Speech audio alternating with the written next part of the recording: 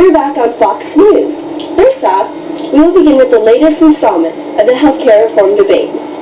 Despite some clashes, the Senate has voted to continue the debate on healthcare reform and public options. For greater insight, we go to Sarah Ortiz, our big pharma correspondent. Sarah? Thanks, Katie. You know, in our country, you think we have seen the end of such extremist and radical behavior, but this development has shown us otherwise. It seems we've fallen victim to the elitists in the Democratic Party that somehow managed to amass all of this power and pass up this bill for debate in Congress. Ever since Obama's taken hold of this country, it seems like everything has been bending to his every will.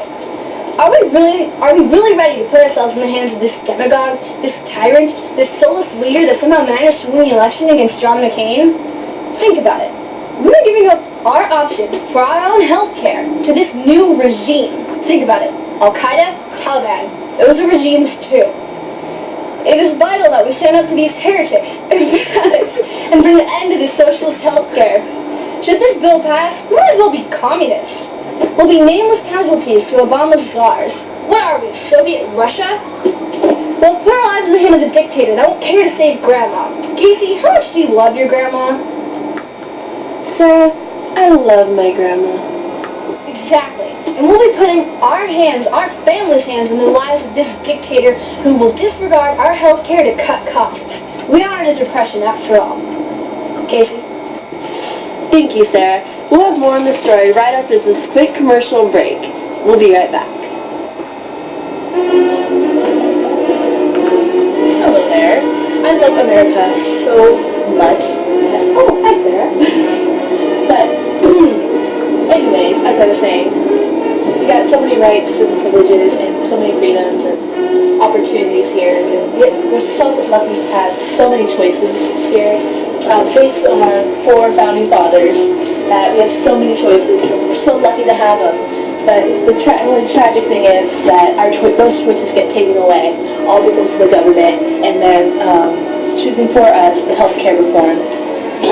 And so join us, the Brave Fighters Against the Health Care.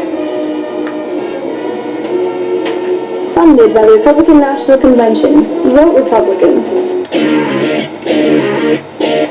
And so we're back. For further discussion on the development of this issue, we go to Priscilla Raduska, our senior analyst correspondent reporter of all things medical. Priscilla?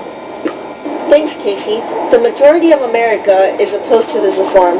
After all, 4 out of 5 Americans claim that they disagree with these results. To further support this, here are some of the interviews we've conducted today on this issue. Here we are in Menlo Park, investigating this issue. Hi, ma'am. What's your name? Maria? Okay, and what do you think about the healthcare reform? I'm like, oh my god, this is so horrible. Oh, hello. What's your name? Like Paris Hilton? Really? Yeah. Okay. What do you think about the healthcare reform? The healthcare reform?